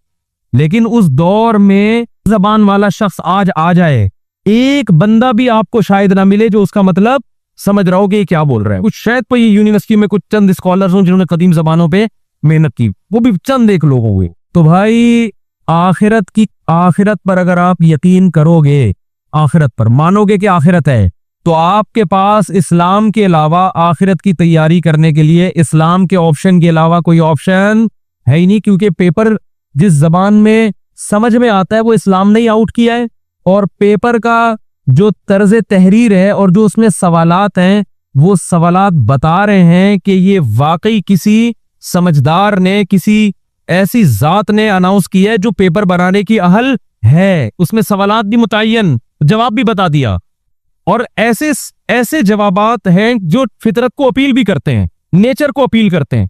मैं एक सादा सी दाढ़ी की मिसाल देता हूं। दुनिया में बालों के बारे में ना 2 किस्म की कौमें हैं, एक कौम क्या है, वो कहते हैं बाल जो है ना ये नेचर के खिलाफ है। जब हम पैदा होते हैं तो बाल नहीं होते, ऐसे भी मिलेंगे आपको दुनिया में मजहबी लोग, लिहाजा वो कहीं के बाल रखते ही नहीं, ट्रिम करवाते हैं, अपनी आईब्रोज तो साफ करते हैं, पलकों को काट लेते हैं, बिल्कुल मुजर्रब, पलके नहीं काटते, वो कहते हैं ये तो पैदाइशी है, यानी बिल्कुल अजीब से होते हैं। आप देखोगे तो आपको लगेगा मरीख से आया हुआ इंसान है ये यहाँ का। उसके मुकाबले में सिख लोग क्या करते हैं, वो कहते हैं भाई बाल नेचर है इंसान, इनको काटना खिलाफ है। बच्चा तो ठीक है पैदा हो गया, लेकिन जैसे जैसे बड़ा होता है बाल निकलना शुरू होते हैं। शेर बाल काटता है, गधा काटता है बाल, है भाई, बकरी काटती है, खरगोश काटता है अपने बाल, सारे जानवर। तो कहते हैं नेचर तो ये तो इंसान ने पता नहीं कहाँ से ये वाली कटिंग, फिर यहाँ से काटो, फिर मूछे तराशो, और फिर दाढ़ी काटो, और फिर यहाँ के बाल, ये नेचर के खिलाफ है। लिहाजा सिखों ने क्या किया कि हर तरह के बाल बढ़ा। वो अलग बात है अब सिख इस पर पूरे अमल नहीं कर पा रहे, उनको पता है मुआशरे में सर्वाइव नहीं कर सकते भाई हम, वरना उनका असल मजहब है दाढ़ी छोड़ो लामुतनाही, मूछे भी रखो, दाढ़ी भी बड़ी बड़ी, मूछे भी बड़ी बड़ी, सर के बाल भी बड़े। बाज लोग होते हैं ना, बाज आपको मुसलमानों में मिलेंगे, सर के बड़े बड़े बाल, मूछे बड़ी बड़ी और दाढ़ी इतनी बड़ी। तो मैं नक्शा खींचता हूँ कि झाड़ियों में से कोई बंदा झांक रहा हो, ये हालत होती जैसे झाड़ियों में से कोई इंसान झांक। उन्होंने इस इंतहा की तरफ ले गए, उन्होंने कहा ये इससे खुदा क्या होगा। इस्लाम ने दरमियानी रहा, इस्लाम ने कहा मर्द और औरत में, औरत को सर के बाल जीनत है, वो ना काट, बड़े रखे बाल। मर्द को ऑप्शन दिया भाई सर के बाल जीनत है, तुम्हें जीनत पसंद है तो रखो, नहीं संभल रहे तो काट दो, तुम्हें खुद अच्छा नहीं लग रहा तो काट दो। दाढ़ी मर्द और औरत का बड़ा फर्क है, दाढ़ी रखने का इस्लाम ने मर्द को क्या दिया हुक्म, क्यों, बहुत बड़ा फर्क है मर्द और औरत में दाढ़ी से। यानी ये ऐसी चीज है जो मर्द को औरत से क्या करती है, मुमताज और जुदा, और इससे चेहरे में तगय्युर बहुत ज्यादा आता है। दाढ़ी रखी हुई सूरत और ना रखी हुई में जमीन आसमान का फर्क है, बिल्कुल हुलिया आपका चेंज हो जाता है। लेकिन इस्लाम ने हुक्म दिया कि मूछें बढ़ाने की इजाजत नहीं है, रखने की इजाजत है, काट भी सकते हो जो तुम्हें पसंद हो, बढ़ाने की इजाजत एक हद तक बढ़ाओ कि होंठ का बालाई किनारा खुला रहे, ऐसा ना हो कि मुंह ही छुप जाए तुम्हारा। पानी पी रहे हो, बाल पानी में डूब रहे हैं, रोटी खा रहे हो तो पहले झाड़ियों में से गुजर के जा रहे हैं, वो ये नजाफत के खिलाफ है। तो आपको फैशन एक हद तक इजाजत है, आप रखो भाई, इसमें ज्यादा नहीं इस्लाम ने पाबंदियां लगाई कि रखो या नहीं इजाजत है भाई तुम्हें, बेहतर ये कि ना रखी जाए, सुन्नत है, रख भी सकते हो। बात साहबा की बड़ी बड़ी मूछें थी, यहाँ तक आती थी, होंठ खुला रहेगा आपका। होता है ना बाद लोगों को पूरा ढक्कन, वो यूं करके लुकमा खा रहे होते हैं, पानी पी रहे होते हैं तो पहले हटा रहे होते हैं, भाई हैवानियत है भाई। और बगलों के बाल और जेरे नाफ बाल का हुक्म दिया, इन्हें किसी कीमत पे रखने की इजाजत। गंदगी बहुत ज्यादा जमा होती, बगलों में पसीना निकलता, अगर बाल होंगे तो आप बार बार धोते रहें, बार बार गंदी होते रहेंगे। इससे ज्यादा बालों के बारे में नेचर के मुताबिक दुनिया में किसी मजहब के पास कोई ऑर्डर नहीं है। आपको ये पर्चा पढ़ के अंदाजा हो जाएगा भाई ये पेपर ऐसा है जो काबिले हल है, ये नेचर को अपी। और बहुत सारे इस्लाम में, वला तक़रबुज़ ज़िना, जिना के करीब मत जाओ, निकाह करो, यतीम का माल मत खाओ, और क्या है, औरत की विरासत मत खाओ। फिर माँ बाप के सामने उफ भी इतनी डिटेल से दुनिया में कोई मजहब नहीं बता रहा आपको। फिर मर जाओगे तो विरासत तुम्हारे बच्चों का हक है, बच्चों को महरूम करने की इजाजत बोलो नहीं है, आप कुत्तों को दे रहे हैं, आप इधर उधर दे रहे हैं, ऐसा नहीं है भाई। अल्लाह तेरी इबादत कैसे करनी है गाइड कर दिया हमें, खुद से नहीं करना, मैं बता रहा हूं ऐसे करनी है। अगर अल्लाह हमें छोड़ देता कैसे करनी है, पता नहीं कोई उल्टा लटका हुआ होता पंखे से, जैसे हिंदुओं में होता है ना, भगवान को खुश करने के लिए कोई रोज कोई खाना पीना छोड़ दिया, कोई उल्टे लटके हुए जी हुआ है किसी, और अजीब सी सिचुएशन चल रही। इस्लाम की सबसे बड़ी खूबी पता है क्या है, इस वक्त दुनिया का सबसे बड़ा मसला डिप्रेशन है, जिसका किसी के पास इलाज नहीं है, इस्लाम उसका इलाज भी कर रहा है। इस्लाम कह रहे मेरे पास इसका हल है। मैं अगर लिस्ट बनाना शायद लोगों के सुन करके, लोग हैं जिनके मेरे बयान सुन के 5-5 साल से डिप्रेशन की गोलियां खा रहे थे, वो गोलियां छोड़ो, तो आप हैरान हो गए। आप कह सकते हो मुफ्ती साहब आप चुटकुले सुनाते हो इसलिए, ना ना ना, वो बयानात सुन के जो मेरे बयानात स्पेशल स्ट्रेस और डिप्रेशन के बारे में हुए हैं। आज मगरिब के बाद इस्लामाबाद से एक साहब का फोन आया, मैंने इत्तेफाक से उठा लिया, अरे मुफ्ती साहब कब से तलाश, मैंने कहा क्या हो गया भाई। कह रहे हैं भाई मैं कई सालों से डिप्रेशन की गोलियां खा रहा हूं, मेरी डिप्रेशन खत्म नहीं हो रही थी, आपका मैंने एक डिप्रेशन के खिलाफ बयान सुना, डिप्रेशन कैसे खत्म करें ये था या पता नहीं क्या था। कह रहे हैं मैं हैरान हूं कि मेरी डिप्रेशन खत्म हो गई, और वो तो कह रहे हैं मैं नफ्सियाती डॉक्टरों से जाके लड़ रहा हूं कि यार इस मौलवी के बयान सुन के मैं ठीक हो गया, जो ना माहिर नफ्सियात है ना कोई डिप्रेशन पे इसने कोर्स किए हुए, और तुम्हारे गोलियां खा खा के मैं ठीक नहीं हो रहा। तो मैंने उससे कहा मेरे भाई ये मौलवी का कमाल, बोलो हम भी जो खुश हैं इस्लाम का, हम तो नहीं कहते हम सच्ची पक्के मुसलमान हैं भाई, हम तो बहुत ही नालायक हैं। एक निस्बत है इस्लाम की तरफ, वो तसल्लियां देता रहता है हमको, वो क्या करता रहता है, वो तसल्लियां देता रहे, भाई सब सेट है, कोई मसला नहीं, हो जाएगी सब्र करो, ठीक है ना। क्या मतलब, यानी परेशानी दूर हो जाएगी, ये मतलब कुछ और लेके जा रहा है, मैं भी वही मुराद। अच्छा खैर, इसकी एक मिसाल देता हूं मैं, एक मिसाल, उससे आपको समझ में आएगी बात। कभी कभार ना मुझे जोश चढ़ता है तो मैं फोन उठा, अबे बहुत अरसे के बाद मैंने फोन सुनना शुरू कर दिए हैं, लेकिन फिर वो भी इसलिए कि भरमार हो जाती है ना कि लोगों की टेंशन सुन के आदमी भी थक जाता है, फिर मैं बंद करके रख देता हूँ। अभी मैं बिल्कुल मोबाइल लेस हो गया, मेरी जिंदगी से मोबाइल निकल गया, तो मैंने कहा बिल्कुल मैं वैसा हो गया हूँ जब नया नया मोबाइल ईजाद हुआ था, सही है ना। अब मैंने दोबारा थोड़ा सा फिर उन्होंने फिर बंद कर दूंगा। तो मैंने फोन सुना, किसी ने मुझे कॉल करके बताया, खातून ने कहा कि मेरे एक बच्चे अब बीमार पैदा हुआ, माजूर, दूसरा भी अब मुझे दोबारा विलादत वाली है, इतनी टेंशन हूँ कि तीसरा माजूर बच्चा पैदा होगा और टेंशन की हालत है, गोलियां खा रही हूँ, यूं कर रही हूँ, और मैं जनाब वजीफे पढ़ रही हूँ। और फिर मुझे कहने लगी मैंने रात को इतना लंबा वजीफा पढ़ के ख्वाब आया। मैंने कहा मैंने बहुत सुन ली, अब आप खामोश हो। वो कहने लगी मैं रात को वजीफा, मुझे एक आमिल ने, बुजुर्ग ने बताया ये वाला मैं ख्वाब, तो जैसे ही ख्वाब पे पहुंची मैंने कहा स्टॉप, मैंने कहा मुझे ख्वाब है, आप ख्वाबों की दुनिया, कह रही मुझे कोई वजीफा बता दे। मैंने कहा मैं आपको वजीफा बिल्कुल भी, क्योंकि आपको ये वाला वजीफा पढ़ने से ये वाला ख्वाब आ रहा है, तो दूसरे वाले वजीफे से दूसरा वाला, जो आदमी पढ़ पढ़ा के जब थकावट तो अजीब अजीब फिर ख्वाब तो आते हैं। मैंने कहा मोहतरमा आपका इलाज से आपने ये क्यों फर्ज कर लिया कि माजूर बच्चा मुझे किसी कीमत पे नहीं चाहिए, ये सोच गलत है, आप खुदा से लड़ रही हो। समझ में आ रही है बात? इस दुनिया में आपकी मर्जी बोलो, इसमें खुदा की चल, खुदा की मर्जी पे राजी हो जाओ, दुआ मांगो, कोई वजीफे नहीं पढ़ो, दिमाग खराब, ख्वाब आ रहे हैं जो छोड़ दे इनको, हकाइक की दुनिया में आओ, दुआ मांगो, अल्लाह मुझे नेक साले औलाद दे, गिड़गिड़ाओ अल्लाह के, और अल्लाह मुझे सेहतमंद औलाद दे, मुझे आजमाइश में ना डाल, दुआ गिड़गिड़ा के मांगो, लेकिन दिल में ये रखो मेरा काम था मांगना, होगा वही जो उसकी बोलो मर्जी, और जो होगा मेरे हक में बेहतर हो, मेरा खुदा मेरे साथ गलत। मैंने कहा ये जहनी तौर पर तैयार हो जाओ कि तीसरा भी माजूर लगता है, ये क्या मेरी जिंदगी ऐसी। मैंने कहा भाई ये जिंदगी के लिए हम पैदा ही नहीं हुए हैं, असल हमारी क्या है, वो इन्ना दार अल आखिरत लही अल हयावान, कुरान कह रहा है असल आखिरत है, ये दुनिया तो मुसाफिर खाना है। वो लांडी जा रहे हो, लटक के सफर कर रहे हो, जगह नहीं मिल रही, फोन कर रहा है, डब्ल्यू11 में लटक के जा रहा है ना, डब्ल्यू11 लांडी जाती है, कहाँ जा रही है, टावर तो जाती है, उससे हम पता सुनो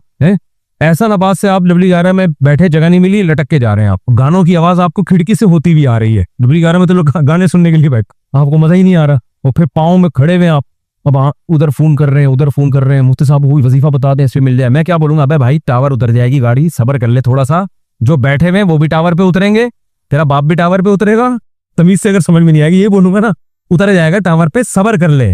वो कह रहा है नहीं, वो उस खिड़की में जो बैठा हुआ इतने मजे से वो तो सब कुछ देख रहा है भाई, खिड़की में हवा भी आ रही है, उसको किराया मैंने भी उतना दिया, खुदा क्या ना इंसाफी कर रहा है, उसको खिड़की ड्राइवर के साथ बिठा दिया और मुझे लटका दिया। वो खुदा कहेगा भाई वो जो वहां बैठा हुआ है ना, तू तो फिर भी 2 मिनट में आराम से उतर के चला जाएगा, वो जो वहां घुसा हुआ है उसको निकलते निकलते 2 दफा जेब कटेगी उसकी।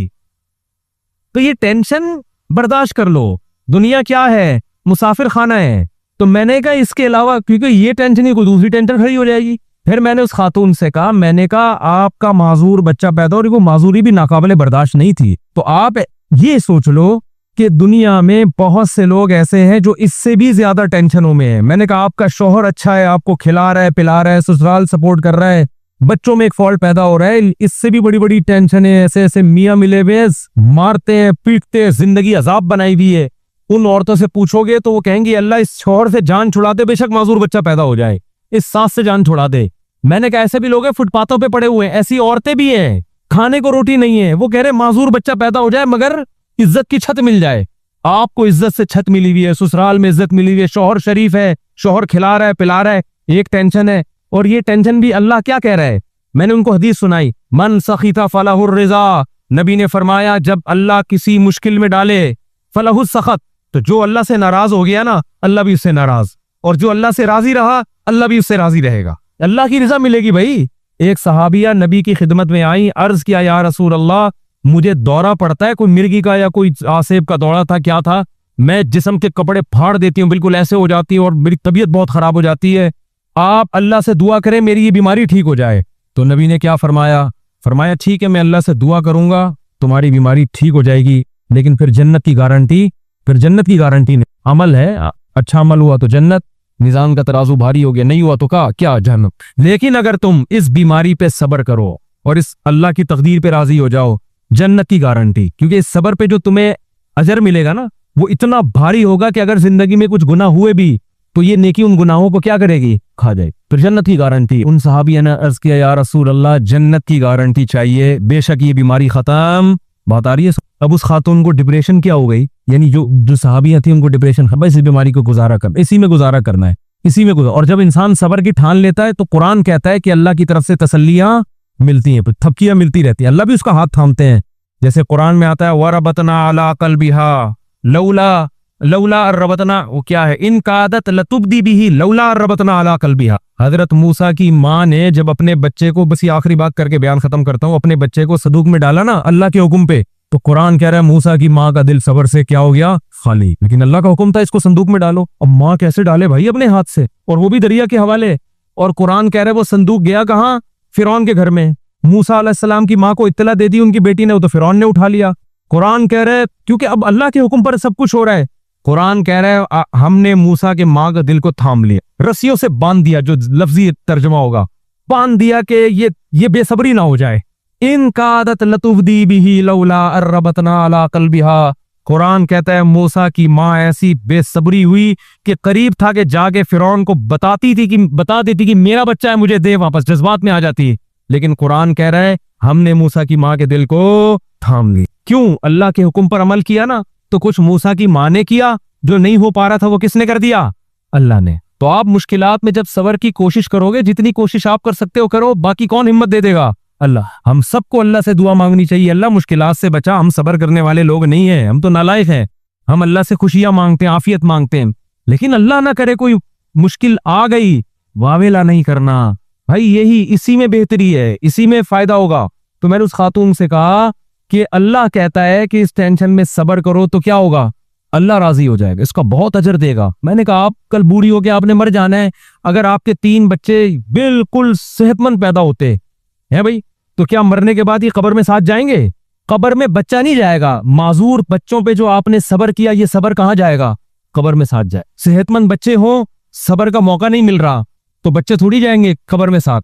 लेकिन माजूर बच्चे हो, आपने सब्र किया, तो वो सब्र कब्र में आपके साथ जाएगा। तो फिर उन्होंने एक और सवाल किया जो मैं आप लोगों को बताना चाहता हूं। उन्होंने कहा लोग मुझे कहते हैं कि कोई मनहूस हो, माज अल्लाह नहूसत है तुम्हारे अंदर, कोई गुनाह हुआ है जिसकी सजा तुम्हें मिल रही है, माजूर बच्चे पैदा हो रहे हैं। ये लोग बड़े ताने देते हैं ना, बच्चे नहीं हो रहे तो इस गुनाह हुआ है, कोई बीमार हो गया, फालिज हो गया। अरे देखा, हम तो कहते थे बंदा ही थी। तो मैंने उनसे कहा, मैंने कहा ये बात लोग ना सुने। हाँ, तौबा इस्तिगफार तो हर एक को करना चाहिए अपना, अगर कोई गुनाह हुआ है तो अल्लाह से तौबा करे, माफ हो जाएगा वो। लेकिन मैंने कहा कुरान में क्या कहता है, अयहसबूना अन्नमा नुमिद्दुहुम बिही मिन मालिन व बनीन नुसारिउ लहुम फिल खैरात बल ला यशऊरून। नबी के मुकाबले में जो बड़े बड़े कुफार सरदार थे ना, जो नबी की एक नहीं मानते थे, उनको कुरान ने कहा कि क्या ये समझते हैं कि हमने जो इनको माल और कसरत से सेहतमंद बेटे दिए तो क्या हम इनसे खुश हैं? फरमाया ना ना ना, हम इससे खुश नहीं है। इनको पता नहीं है हम इनको दुनिया में नवाजना चाहते हैं ताकि आखिरत में इनका हमारे पास कोई हिस्सा ना रहे। और नबी को वो ताना देते थे कि तुम, आपका बेटा नहीं है भाई,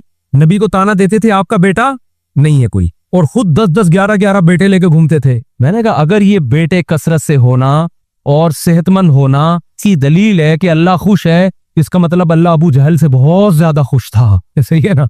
उतबा इब्ने वलीद से अल्लाह बहुत ज्यादा, ये खुशी की दलील नहीं है। इसका मतलब अल्लाह, हमारे साबिक सदर तो वलीउल्लाह थे, फिर तो हमारे साबिक सदर 5 साल कामयाब हुकूमत करके गए हैं, और ना कोई और तारीख में कोई हमारा सियासतदान जो इतनी मेहनत के बाद ऊपर तक पहुंचा वो भी नहीं कर सकता। 5 साल कामयाब हुए तो क्या इसकी अलामत है कि अल्लाह के वली है? वो है नहीं है तो अल्लाह ही बेहतर जाने, लेकिन ये इसकी अलामत नहीं है। बहरहाल तो भाई ये आजमाइश है, सब्र करना है। ये तो इस्लाम ही बता रहे हैं, इस्लाम के अलावा नफ्सियाती डॉक्टरों के पास तो इसमें, अगर कोई अच्छा डॉक्टर होगा तो वो भी कुरान और सुन्नत ही का हवाला देगा आपको। दिमागी बीमारी है भाई, गोलियों से थोड़ी बहुत कवर हो जाएगी। बिछड़ा हुआ महबूब का गम गोलियों से हल्का हो जाएगा, हल्का। एक आदमी की शादी नहीं हुई जहां वो चाह रहा था, वो भाग गई, डॉक्टर टेंशन की गोलियां देके सुला देगा। वो जब उठेगा थोड़े दिन तक सेट रहेगा, उसके बाद फिर याद आएगी। गोली को क्या पता कि इसके साथ असल मसला है क्या, गोली को क्या पता इसके साथ असल मसला। वो टेंशन तो सुला देगी, थोड़े केमिकल ऊपर नीचे कर देगी, उससे थोड़ा सा रिलैक्स हो जाएंगे आप। फिर जब ख्याल आएगा यार, वो फिर आएगी, डॉक्टर फिर सुला देगा आपको। ठीक है, डॉक्टर बेचारा वो अपने लिहाज से सही कर रहा है, वो कह रहा है मेरे पास ये ऑप्शन है, मेरी जब भागी थी तो मैंने भी यही किया था। यही है, ये हल नहीं है। दिमाग में टेंशन से जो बीमारी पैदा हुई है तो उसका इलाज क्या है भाई? टेंशन से तो निकलो। पहले आपको अचार खाने से गला खराब हुआ, तो अब गला ठीक जब तक नहीं होगा जब तक पहले अचार खाना छोड़ोगे नहीं। वो खा रहे हो आप और फिर गरारे भी कर रहे हो, गला तो अजीब कंफ्यूज हो जाएगा यार, ये हो क्या रहा है मेरे साथ। उस टेंशन से तो यही हल है। अब या तो टेंशन का हल ये कि वो भागी हुई वापस ले आओ, वो डॉक्टर के बस में होता नहीं, ये उसके अब्बा मान जाए, वो किसी के बस में नहीं हो। तो फिर यही है भाई, दुनिया मुसाफिर खाना है गई, तो वैसे भी बुढ़े हो जाने तक बुड्ढों को देख लिया करो, जो इनके पुराने जो बूढ़े हो चुके हैं ना, वो लैला मजनू को सोच लिया करो, लैला किस कब्र में सो रही है और मजनू किस कब्र में हो रहा है। अब कोई आपस में रिलेशन है, कोई पत्थर से ना मारे मेरे दीवाने को, बम का जमाना है उड़ा दो साले को, कोई है ऐसा रिलेशन आपस में? कुछ भी नहीं है, सब फिनिश। ऑपरेशन का इलाज तो इस्लाम के अलावा की आखिरत, इसी आखिरत के तस्वुर ने हजरत जाबिर बिन अब्दुल्ला थे या मुआज इब्ने जबल थे, मौत के वक्त आंसू निकाल दिए उनकी आंखों से। लोगों ने कहा मर रहे हैं इसलिए दुनिया से जाने का गम में, फरमाया नहीं नहीं नहीं, दुनिया में जो अल्लाह के लिए टेंशनें उठाता था, उन टेंशनों के खत्म होने का गम है। देखो टेंशन में आदमी खुदकुशी करता है और खुश होता है टेंशनें खत्म। सहाबी मौत के वक्त गमज़दा है कि टेंशनें खत्म हो रही हैं। अजीब बात है कि नहीं है? क्यों? वो तो कह रहे हैं अब तो बदले का वक्त है, अब तो जन्नत है। वो टेंशन है जो अल्लाह के लिए, वो जन्नत में तो मिलेंगी नहीं। किसी ने पूछा क्या टेंशन? कहा कि शदीद गर्मी में रोजे रखता था, भूख प्यास अल्लाह के लिए बर्दाश्त करता था। उस भूख और प्यास की टेंशन में जो एक सुकून मिलता था कि मेरा रब मुझे देख रहा है। इफ्तारी में जब आप शदीद भूखे प्यासे होते हैं, मुझे तो बड़ा अच्छा लगता है जब गर्मियों के रोजे, अब तो कम गर्मियां हो गई, बचपन में जो हम छोटे थे ना उस वक्त गर्मियों के रोजे थे बहुत शदीद। अब तो एसी आ गए घरों में, सहूलतें हो गई, उस वक्त बहुत कम होती थी। हम तो छोटे बहुत कम उम्र में हमने रोजे शुरू कर दिए थे। हमें याद है उस वक्त शदीद गर्मी में कराची जून के रोजे हम स्कूल में रख के आते थे तो ना शदीद प्यास से ढाल होते। 1 या 2 बजे का टाइम होता था, फिर हम निकल जाते थे मोहल्ले में, थड़े नहीं होते, पीपल का दरख्त था, उसके नीचे एक थड़ा था, 2-4 दरख्त थे, वहां थोड़े पे सारे रोजेदार आके लेटे, कोई यूं पड़ा हुआ है, कोई यूं पड़ा। हमारी मस्जिद के इमाम साहब आके लेट जाते थे, लड़कों से बोलते जावे ठंडा पानी लेकर आ मेरे सर पे डाल। तो लड़के मस्जिद के इमाम की खिदमत कर रहे थे, उनके सरों पे ठंडे पानी कुछ 2 बच गया, वो अपने ऊपर तौलिए गीले कर की प्यास लगती थी। पैदल, स्कूल भी हमारा बहुत दूर था, पैदल जा रहे हैं पैदल आ रहे हैं। अब पढ़े हुए कोई काम नहीं हो रहा। इन अल्लाह को यह अदा पसंद नहीं आएगी कि यार ये आखिरत पे सिर्फ जबान से यकीन नहीं रखते, अपने अमल से बता रहे हैं कि हम आखिरत को मान। फिर हम नहाने जाते थे ना, हमें अंदाजा होता कितना ठंडा पानी ऊपर गिरता था, एक कतरा हलक में नहीं निकल रहे। हालांकि अब निकल लेंगे तो कोई देखने वाला नहीं, लेकिन नहीं भाई, बता अब्बा ने अम्मा ने, भाई बहुत लोगों को अप्रिशिएट करने के लिए मेरा ख्याल है ठीक काम है। और मैं पहले बता दूं कि हमारी जिंदगी में बहुत सारे अयूब भी होंगे यकीनन, तो वो मैं नहीं बताऊंगा और बताने भी नहीं। तो इसलिए ये ना समझने के बहुत ही कुछ हुए वली आए जैसे आप लोग, और हो सकता है आप हमसे अच्छे। तो मैंने जब फिर शादी का जिक्र आ रहा है, लेकिन मेरे अमाल में नेकी यही मिलती है मुझे घुमा फिरा के ना, यही नेकियां घूम फिर के आती है, इसके अलावा कोई मिलता ही नहीं। तो लोग कहते हैं ये क्या नेकी है, तो कर लो ना, किसने मना की, कर लो ना। तो मेरा एक दफा जब मैंने शादी का इरादा किया, जिनसे इरादा क्योंकि 2 बच्चे भी थे, इसमें मिल रहे थे, मुझे जहनी तौर पर उसके लिए तैयार। अच्छा, मेरे इस तरह के बयान सुन के ना, अब मैंने जब बयान किया ना, मैंने अंधिचारी नाबीना लड़कियों को पैगाम भेजा, लंगड़ियों को और लकवा की मरीजों को भी पैगाम भेजा, उस वक्त भेजा था, अब नहीं भेज रहा। वो मेरे पास फोन आना शुरू हो जाते हैं वो इस तरह का मसला है। आप तो, मैं करूं ना करूं एक अलग मसला है, लेकिन इसका ये मतलब नहीं कि जितने मुल्क में जो भी माजूर है तो वो मुझसे राब्ता करें, ये मतलब मेरा नहीं होता। मैं राब्ते पर पाबंदी नहीं लगा रहा, लेकिन ये मतलब ना लिया करें उसका, सही है।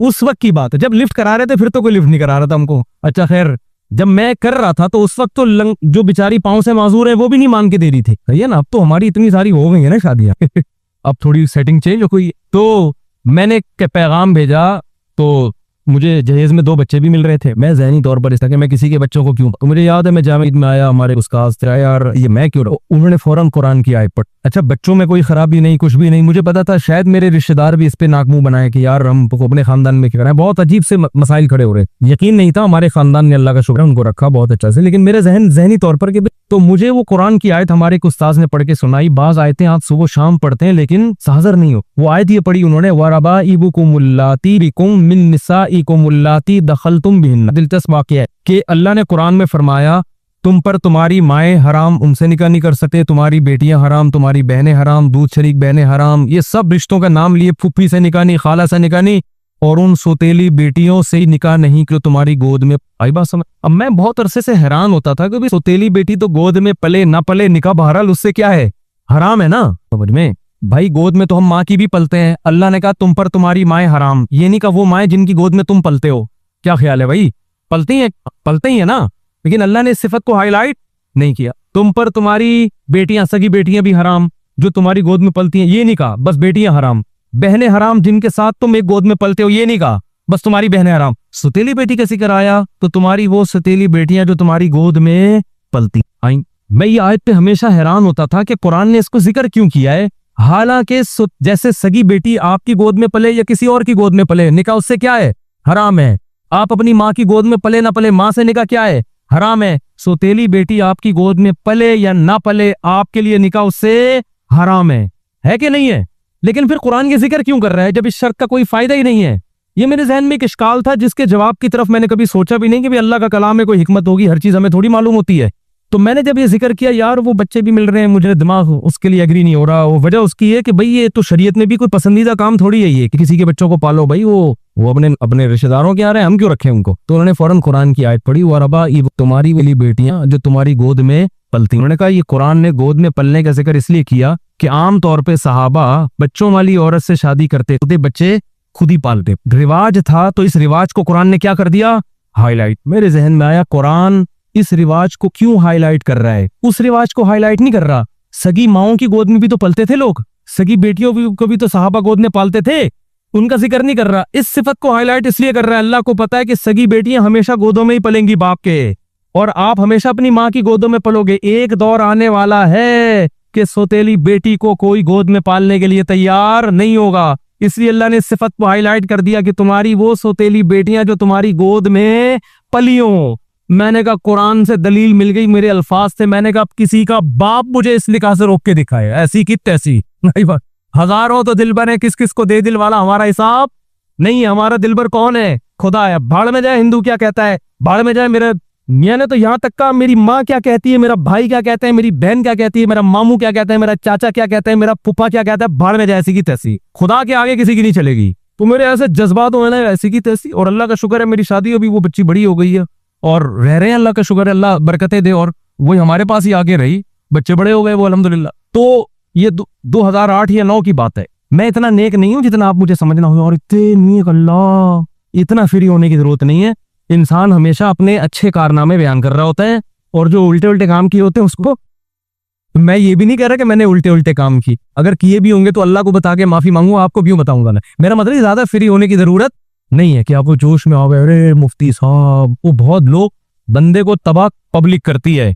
इंसान को अपने ऐप पता होते हैं, लेकिन जब लोग उसकी तारीफें करते हैं ना तो इंसान अपने ऐप भूल जाते हैं। इंसान की ये सही, असल में तो मैं ये है जो मैं हूं, और ये बिगाड़ते हैं, बर्बाद कर देते हैं। इसलिए ज्यादा हर आदमी की जिंदगी में कुछ बुरे अमाल कुछ अच्छे अमाल होते हैं, लेकिन बताने का मेरा मकसद ये है कि इस्लाम ने हम में कितना कॉन्फिडेंस पैदा कर, कितना कॉन्फिडेंस कि यार अब हमें सनद मिल गई, भाई ठीक है, भाड़ में जाए, पब्लिक क्या कर रही है। हाँ, आपके दूसरे मसाइल हों तो एक अलग बात है। अब ये नहीं कि एकदम ये शुरू कर दें, मेरे से मशवरा पहले ले लें। बाज दफा नहीं एडजस्ट हो पाती, बाज दफा नखरे होते हैं, बाज वो और लेने के देने भी पड़ सकते हैं इसमें। वो जैसे दूसरी शादी की इस्लाम ने तरगीब दी है, लेकिन ये तो नहीं कि जहां जहां ढागे कर लो, तो आप में हौसला है नहीं है, फिर उसके साइड इफेक्ट बर्दाश्त कर सकते हो, सब चीजें देखनी पड़ती है ना।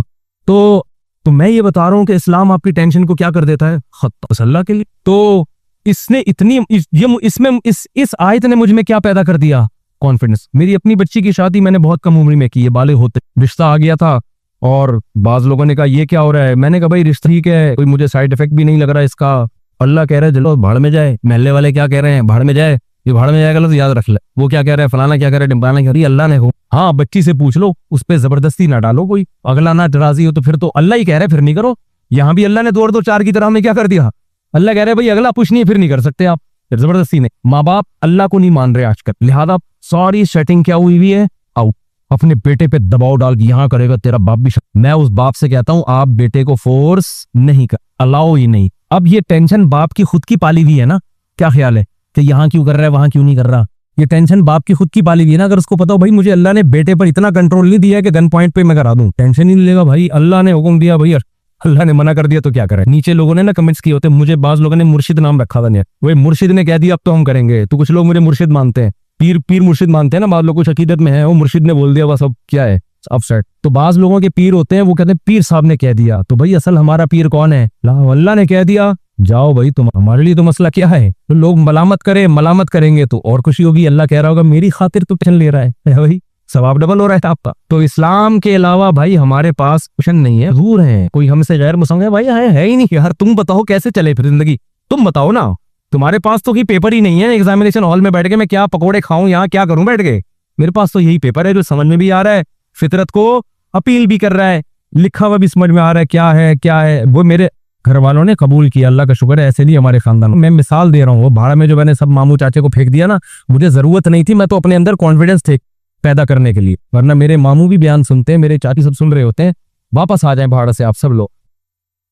मैंने सिर्फ फॉर एग्जाम्पल भाड़ में भेजा है सबको, ये सिर्फ फॉर एग्जाम्पल था, वापस आ जाए। किसी ने मुखालफत नहीं की, मैं एक मिसाल दे रहा था कि कर सकते थे। तो अल्लाह ताला हमें समझने की, अमल की तौफीक अता फरमाए। आखिरत पे अकीदा हमारा, उसके बगैर काम बनेगा नहीं।